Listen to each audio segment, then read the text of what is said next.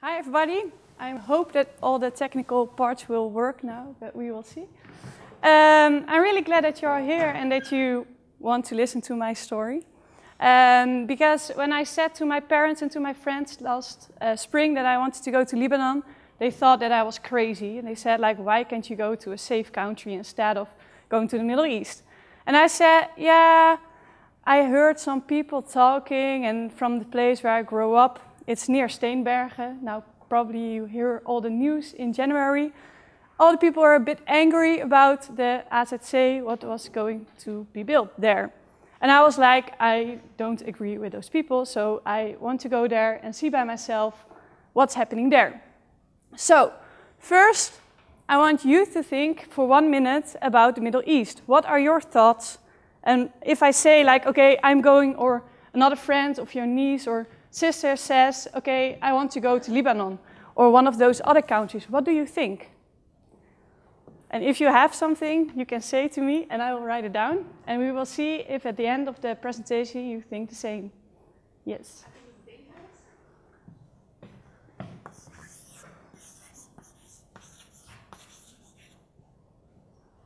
think it's an adventure.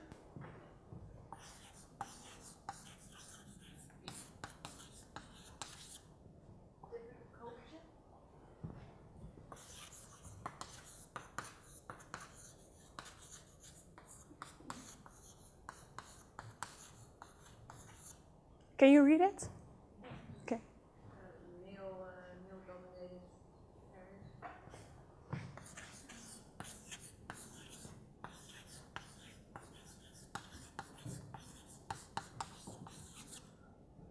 Yes? Desert.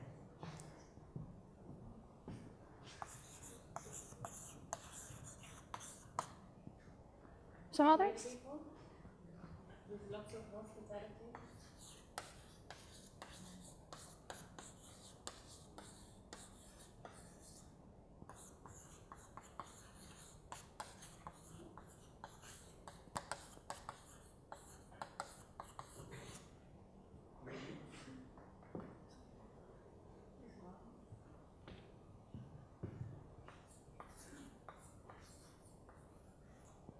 Yes?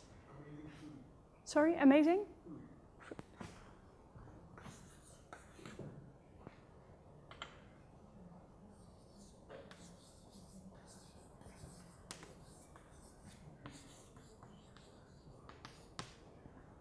Okay. I will keep it food, fruit, sorry. It's the same. No, it's not the same. And it's correct. It is amazing. Okay. I traveled with 3 other girls. I will come back on this later. I traveled with 3 other Dutch girls as well. They were also participants of the Noor project. Vera, Annemarie, and Veerle, and they had a Facebook page, 60 Days Women in the Middle East. And they had a really nice way of asking people what their first thoughts were. So I want to show them. Here, I think Lebanon is a great country with incredible hospitality and lovely food, yet in a conflict zone with war, having a dusty and dry landscape. Lebanon is very hospitable, many refugees, non-Western, war, not developed, close to Syria. Women have very different life in Lebanon compared to us. Strict Islamitic. Let's see, and the others, different religions and the food. So, a bit the same as you. Okay, why did I go to Lebanon? I did my minor in Turkey, in Ankara, and I was there during the riots in 2013 in Istanbul. And a good friend of mine said to me, like, okay, Marijke, you have to leave Istanbul now. And I was like, okay, I think I trust you. So I took the bus and I went back to Ankara. When I came there in the morning, I saw like windows were broken and there was a lot of policemen on the street. Still, I didn't know anything what was going on. Of course, I heard some rumors about the Gezi Park and that there were some frictions, but yeah, I didn't thought it was worrying at that moment. But then I came back on campus, there was no media. I mean, they don't say to us what was going to happen. So with the Dutch media, I knew what was happening. And then I saw, for the first time, I saw some, like, really anger in people. Like, how does it feel to have a government where you don't agree and that you're being, that you can't be who you want to be? And I think not a lot of people in the Netherlands really have that feeling. And I was shocked about it because I wanted to go on that street. I wanted to go and say, like, I don't agree with you, but that is insane because what do I know about what's really happening there? So my interest of bridging the gap started there. And then I saw the Noor project, and their aim is to bridge the gap between the Western Arab and the Arab world. And I was really happy with that, so I subscribed and I wanted to go. But still, I didn't have any expectations yet because I was like, okay, can I say something about it? Because you hear the stories in the media, but is it what it is? So yeah, I had some lectures about what I can expect, that cars are crazy and that there are more killings by car accidents and all that kind of stuff. So I thought, okay, I'm going. Then I saw this picture again. And then it was like, okay, where can I go? Yemen, not a good place. Syria, not a good place. Iraq, not a good place. Egypt and Libya is possible. Now Libya, not really. Egypt is. Morocco is possible. Tunisia was possible. Jordan is possible. Israel is possible. And Lebanon. Yeah, Kuwait and Oman as well. But I didn't want to go to rich oil state, which I think is really interested to go one day, but not for now. With all the problems now in Europe, I thought, like, okay, I have to go to the center of the problems, and I want to go to see how they work with the refugees, and if we can learn something from it. So I went to Lebanon. These were my first impressions. I spoke in the airplane with a couple that was next to me, and they were really friendly. They spoke perfectly English, and I was like, okay, I didn't expect this, actually. And there were families, and they were just randomly talking to everybody, and it was a really nice ambience in the airplane. And I thought, like, okay, if this is the start of Lebanon, I can live with it. And they said, like, okay, you will fall in love with Beirut. So I said, okay, we will see. And this was I love Beirut now. So yeah, from BMW to Maserati, they are just showing off with their cars on the street, like for crazy. And in the souks downtown, all fancy shops, everything you can find. But on the other hand, you have, on the south of Beirut, you have the Palestinian refugee areas, where I've not been there because it's too dangerous to go there for me. So I haven't seen those. But they have a really big problem because in Lebanon, when you are a refugee, you don't get the citizenship of Lebanon. So in the Palestinians are their third generation refugees. And normally you get, if you're born in a country, you get the nationality of that country. But in Lebanon they don't, and you're not allowed to work if you are a refugee. So there are like really a lot of tensions in the south of Beirut. Yeah, I thought that I had to speak Arabic. Now I don't speak Arabic and I can't read it. So I thought like, okay, I will have a big problem with that. But they spoke really good English and French because of the colonies. Another thing, yeah, expecting a cheap holiday? Don't, because it is quite expensive. And that's not a problem. I mean, like, we are quite good, so. But yeah, it was not that you expect that everything is cheap. And of course, the food is amazing. Although everybody gets sick of it after the first week, 2 weeks, but you get used to it and then everything's fine. And they had the same experience. But Lebanon has some problems, like the garbage. There are garbage wars. last year. And there is kind of a solution, but still it's a hot climate. It's 35 degrees, 40, maybe more. And if you have garbage all over the street, it is dirty. And it's so dry that the rivers are going to vanish. So the garbage is going in there, and then the water quality is getting worse. So there are serious problems. But indeed, hospital people. And Beirut is in construction. In 26, they had the war, so it's not that long ago. But they are building a lot. And the nightlife in Beirut is also nice. Okay, Beirut during sunset.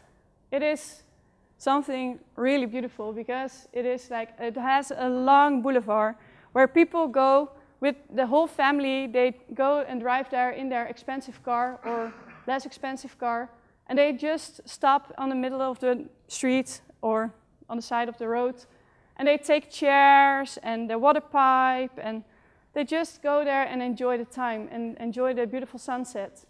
Although there are a lot of men.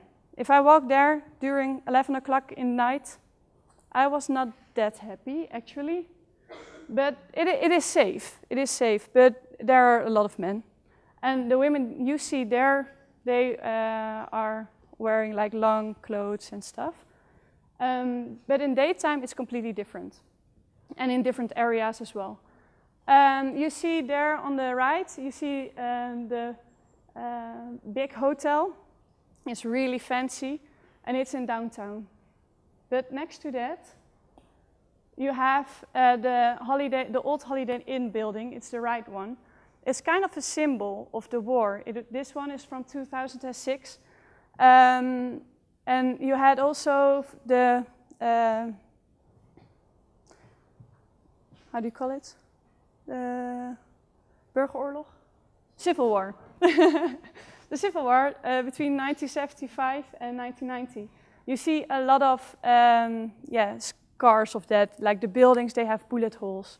They don't get rid of the buildings, they just build over it. Or they only build the first floor or the second floor, but if you look more above, you see like what you see in the middle of the pictures, you see just like, not really nice buildings. Like they're really poor, and in those buildings there might live refugees as well, because you have, of course, refugees living in tents.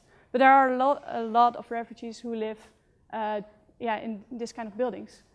But you also have the really modern architecture through town. So every step you make in Beirut or in Lebanon, you have contrast, like a big contrast. So you get confused every time. The religion, indeed, what was already said. It is almost 50-50, like 50% is Muslim, 50% is Christian. So it's not that it is completely Islamic.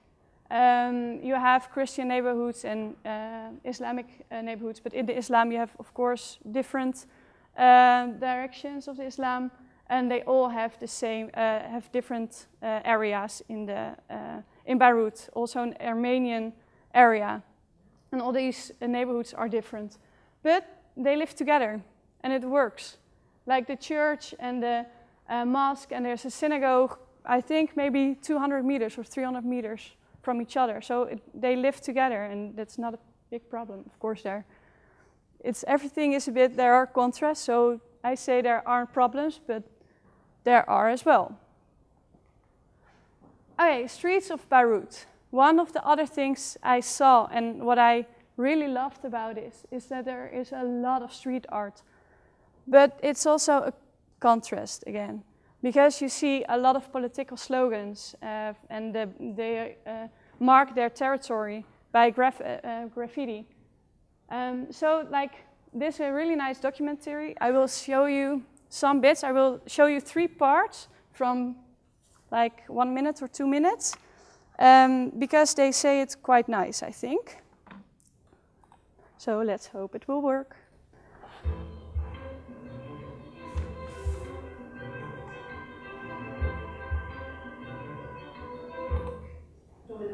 بلا ما تكون عندك مخزون فكري وذاكره صغيره وحواجز صار معك ما بتتعلم الحكي وما بتتعلم تعمل جمله واضحه، والمدينه عندها جمله كثير واضحه.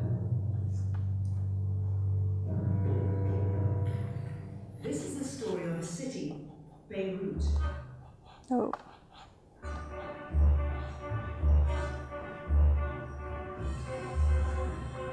It's a story about the walls of that city. A story, in fact, told by the walls themselves. That monkey, sprayed by graffiti artist Ali Rafael, was a message, an eye-catching cry of frustration, a statement of social discontent. Here in Beirut, the walls speak volumes. They speak of political parties and a variety of ideologies and agendas. In Beirut, logos, slogans and signs are everywhere. Walking down the streets of Beirut, politics is something hard to avoid.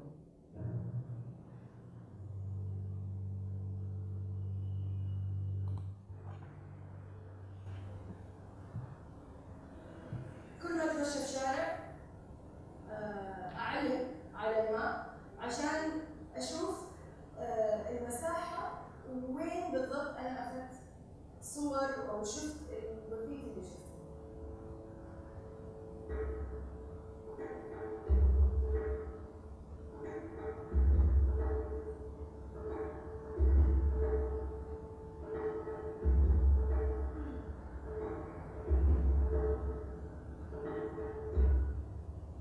كل ما يمشي شاب في مدينة بيروت كل ما تتغير السياسة ويتغير اللوجو ويتغير الشعارات ويتغير السلسلة.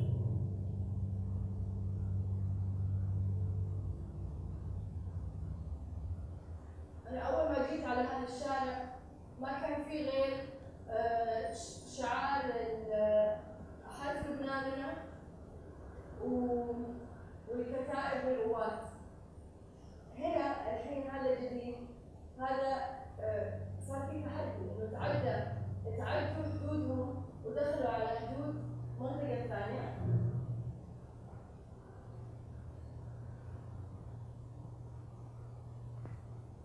كل منطقة لها الجرافيتي حقها، وكل مرة أشوف لوجو مثلا لوجوز أمل حزب الله القومي كنت أحط شقة أو ضرب أعرضهم.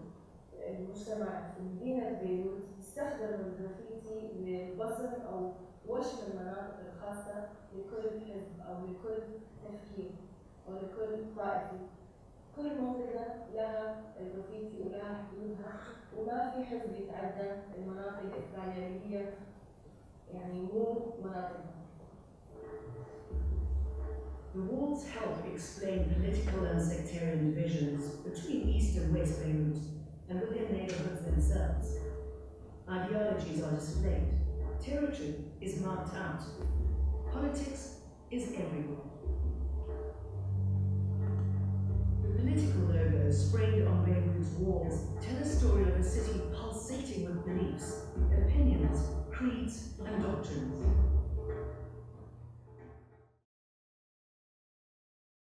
Okay, so these are examples of the political graffiti, but you have now a new kind of graffiti, and that's more the colorful and making bright of the city. So I will show you another small piece of that.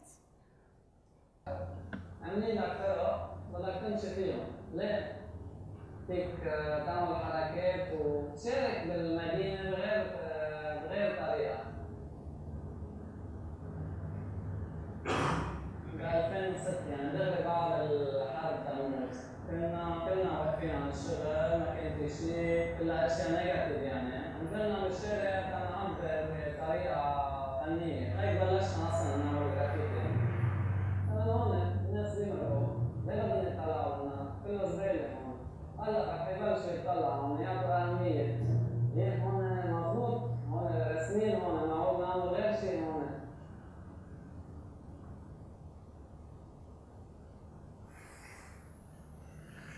ونحن كثير ايجابيين تجاه مدينه بيروت. بتطلع في عندك صورة سياسي بتصير عن جرافيتي محلة، ولا في عندك صور محرقة من الحرب رصاص أو أزايف بترش محل رسالة جرافيتي حربية، أو مثل محل مثل هون مهجور ما كان ساحة حرب كان، أو مثل محل ثاني عسكر أو ورش صار فيهم عمليات كمان بنرشوا جرافيتي. وقررنا إنه طيب يعني بتذكر شو استنسل الأحزاب، إذا هو هذا الشارع له، إذا الزراوي له، كان بهالطريقة له، فقلت كمان أعمل كلمة أشياء محطة. عندنا مسؤولية تجاه مدينتي وكثير بحترمها لبيروت وكثير بحبها لبيروت وما بحب شوهها، بعتبر الشيء عم بعمله لأنه على حيطان وسخة، على حيطان محلة عم جملها بالألوان، عم جملها بالرسالة الإيجابية عم بعملها.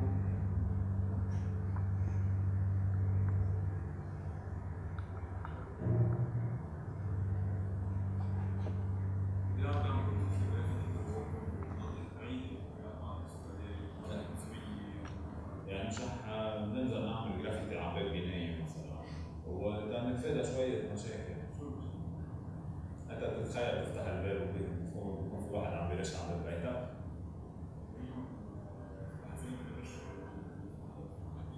لأنه أحزاب، بس لو كنت أنا ماني حزب بفتكر بتجيب الحزب علي بعدين.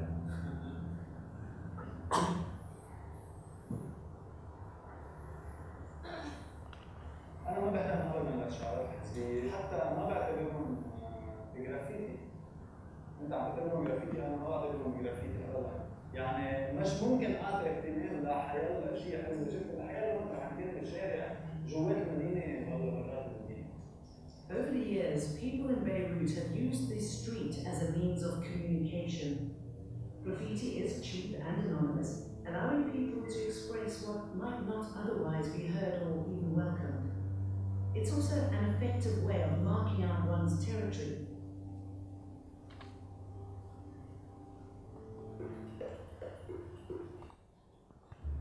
Oh. So I hope now you've seen a bit of the difference in the street, and like the graffiti is everywhere, and you notice that there are tensions on the walls. Even I don't speak Arabic, I know that slogans written there are politic or like there are tensions. You notice. There are 3 initiatives I want to show or light. And it's from Hassan Hawani. I don't know how you pronounce it, but yeah, he is an artist and he goes to neighborhoods and talks to the people and makes big art pieces like this one. It's in a neighborhood and it has like a connection with the people there living there. So you see like really big graffitis in the different neighborhoods. Another one is the chain effect. They want to support cycling in the city. Beirut is quite, how do you call it, hilly? No, like a lot of hills.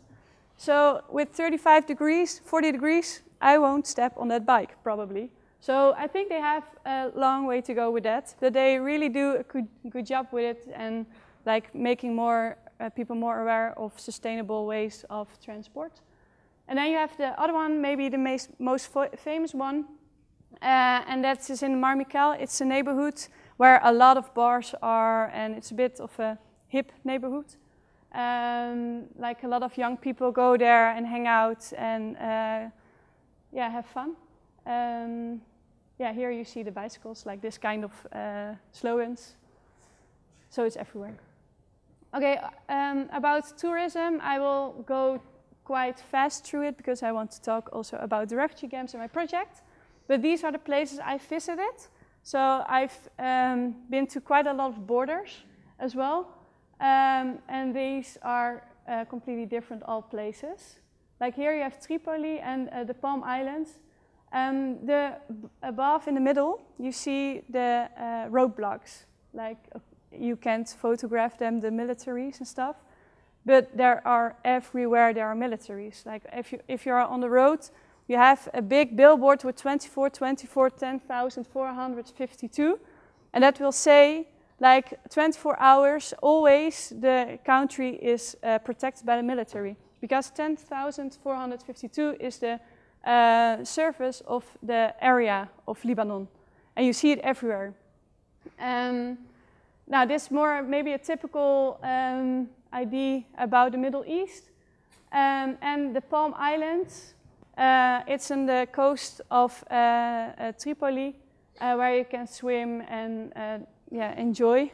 But it's more conservative. So when I was there with 4 other girls and we wanted to swim there were people coming to us and say like, okay, go at the end of the beach because you will have problems otherwise. Because there were a lot of men, almost only men. So they said, like, to protect us, they said, don't go in the middle of the beach, but go on the side. But we didn't have a lot of problems with that, but they are not used to Western people. Tier Sur is the same city, but different names. It's in the south, on the top, no, on the bottom on the right. You see in the background the mountains, that's Israel. And in front, you see buildings, kind of, you can imagine that there are buildings. And there is a Palestinian refugee camp. So we were laying here on the beach, enjoying our time, and like 10 kilometers away, you have refugee camps. So the contrasts are always close, they are always there. And some other thing here was that there were helicopters flying over every time. So from the UN. Baalbek, it's one of the most beautiful Roman cities. Really worth to go there, and you are just on your own. There are no tourists. And it's really, really beautiful. And it is not set like in lines, like, okay, you have to walk there or there or there, because then you see the highlights. You can just step on the stones and imagine that you are living in that days, and it's really beautiful. Another harbor city, and the different landscapes. And you can go camping. It's really nice to go camping there. So lakes, mountains, a bit of desert, not really, dry land. And the Beirut, where now is known for the refugee camps. Because this is like the Mount Lebanon, where I'm standing and taking the picture. Then you have the Beirut, and after the other hills, there is Syria. So it's the closest place from Syria to go. So in the valley, there are a lot of refugee camps. And it is famous for their wine as well, because it's a really fertile ground. Okay, the refugee crisis in Lebanon. It started in 2011, and like almost 1.1 million registered Syrian refugees are in Lebanon. And you see on the coast a lot of refugee camps on the right image. But they are not like, most of them are probably not in tents. They are more in the buildings, like I showed earlier. But in the Beirut near Zaleh, that are the camps. 1/3 of all the Syrian refugees is aged between 8 and 18 years old. So there's a lot of problems with education. This is the area. Do I have a pointer? Yeah. Here is the camps, was where I located. And that's the Bar Elias neighborhood. And there are like 31,000 refugees. These are the camps. And people living in one of those camps here, they're living with 6, 10 people with 2 families. Normally, like here, the camps are quite small. I know that in Iraq you have like really, you have really big camps, also with 3,000 tents and stuff, or bigger. But here you have more like small camps, and most of the time they are families. So they go there with the whole family, and they build a camp there, or like the landowner makes a camp. Water is for free, electricity and rent is $140 each month. So you can imagine that the people can't pay that. And because they are refugee, they can't work in Lebanon. So there's a big problem. So the parents, they send the teenage kids to go on the streets and sell gum or stuff. And they don't have education. And they have to be back in camp at 8 o'clock at night. So they are free, but they have restrictions. Yeah, the refugee generation. So in Lebanon there are 500,000 school-aged children, and half of them are out of schools. And the reasons are not the right documents. Language problems, because in Syria they speak Arabic, and in Lebanon the education is in English or in French. So they can't just come there and just go to normal schools, or like they have to learn the language first. Transport and books. It's like $13 a month to send one kid to a school, because the schools are situated in a location and have a area of like 3 to 5 kilometers where the children are coming from. So the children are walking to the schools, or go by buses. They can't afford that, so they are walking. Normally there are 510 children in one of those schools I worked in. For now, it was extracurricular activities where we were. We give lessons in peace education, arts and craft, and in theater, dance, and music. And with peace education, we teach them about equality, about women's rights, about how to express yourself. With theater, we did how to express yourself in your emotions, so that because they see a lot of aggression, and that's the only way they express themselves. So if they want to know, they yell and they scream and they hit to each other, and they are like calling names. And it's really, I don't understand Arabic, but I was with some Arabic colleagues, and they translated it for us, and they said like they are really mean to each other. So we tried to help them understand how to go along with each other. And in the Lebanon schools, in the morning they give Lebanese children education, and in the afternoon Syrian refugee children. That's an option, but still for a lot of people it's not affordable. We worked with 150 children between the age of 6 and 14. And you can imagine that in one class there are children from 6 years and there are children from 14 years. It's quite difficult to have a level. So the children for 14 years, they get education for a low level. So it's also like they want to stick with the sisters and brothers, because you can't send one of the kids to another school.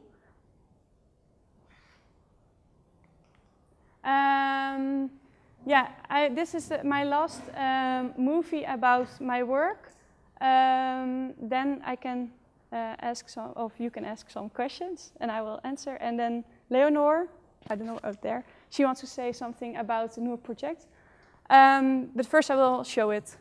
Sorry that I went really fast the last few minutes.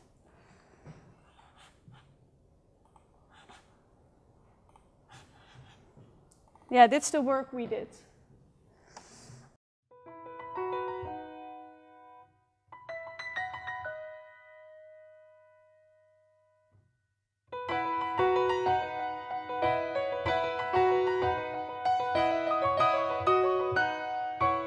Making my way downtown, walking fast, faces passing, I'm homebound. Staring blankly ahead, just making my way through the crowd. And I need you, and I miss you, and now I wonder if I could fall into the sky. Do you think time would pass me by? 'Cause you know I'd walk 1,000 miles if I could just see you tonight.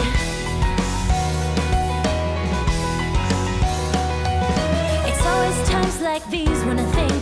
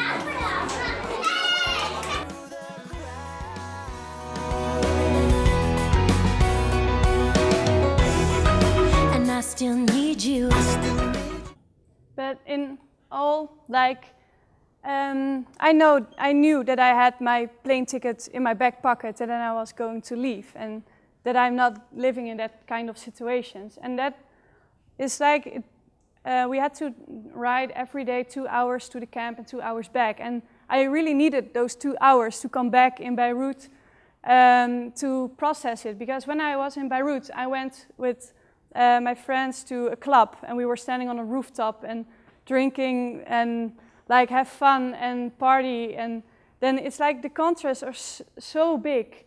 And Lebanon is also known for the plastic surgery and like a really wealthy site. And that's really difficult, but I knew that I couldn't change the whole situation, and I don't expect that I can do that or that one of you can, but I think we have to, the only thing I want to reach with this is making people aware of the situation, and for those kids just to forget a moment what they, how they live and what they've been through, and just forget it a moment and just enjoy the time. And I think we did that, and you saw the people opening up in those 6 weeks and enjoying their times, and it was nice to see the progress they made. And I think that was, enough. Yeah, more I couldn't do, I think. So yeah, I will.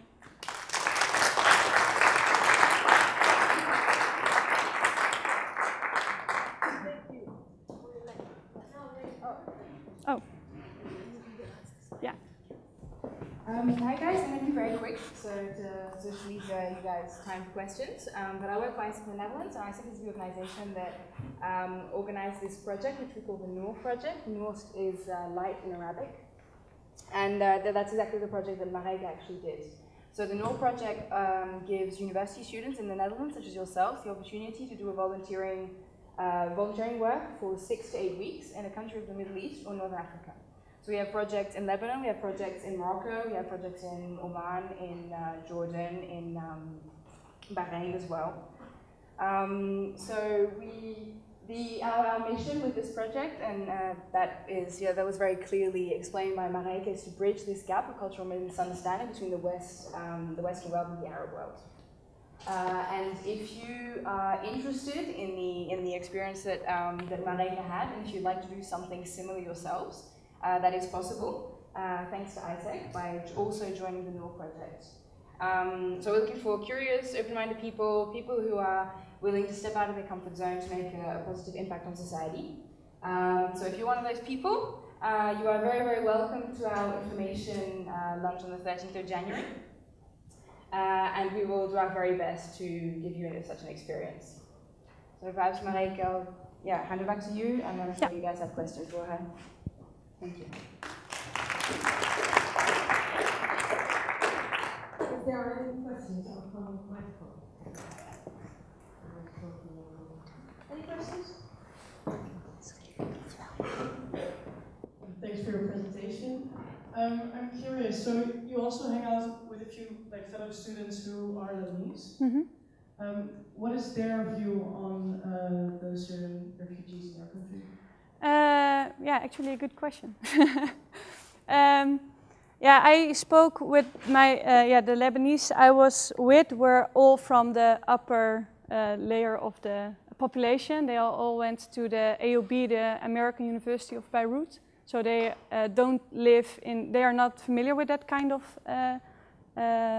experience by themselves or stuff. But they want to try to help. And also I spoke a lot with normal people on the street. And they said to us, like, what are you doing here? And I said, yeah, we're working in a refugee camp. And they were just all like, wow, congratulations. We're like, we are really happy that you're here to help, because they don't know how to themselves. They see the negativity of it, and they don't know how to deal with it, because like 1/4 of it is refugee, and they see only the problems of it. And there are some who help, but I don't really know exactly what their point of view is. Yeah, it's a bit different. Like some are helping and some don't know what to do. Yeah. Any other questions?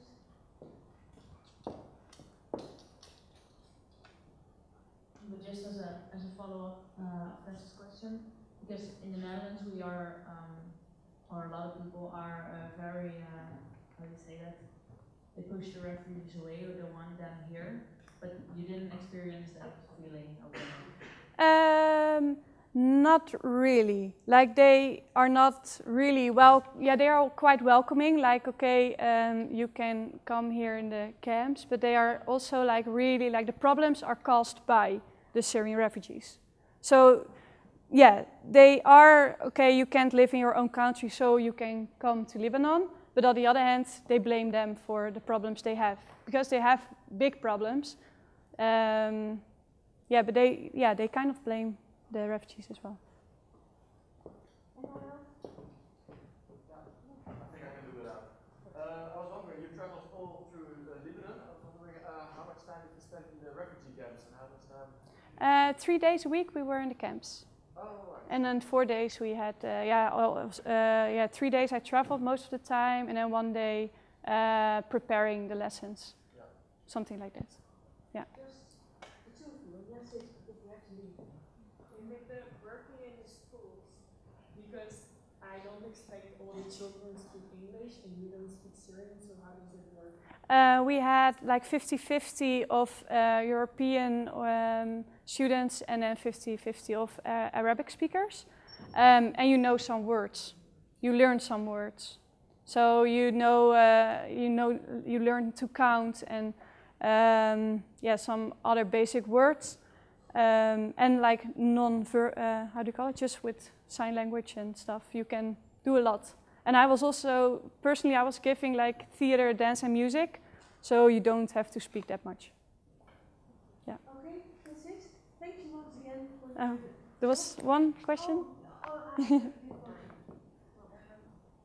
you work with partner organizations, and is your work continuing now? Yeah, it is from the Kayani Foundation. They have different schools in the Bekaa Valley. And they continue this kind of project. And it's also from my home project, and they set it up, the students set it up themselves. And they are implementing it also in other countries, so in Jordan, and they are expanding it. So they are working with it more, yeah.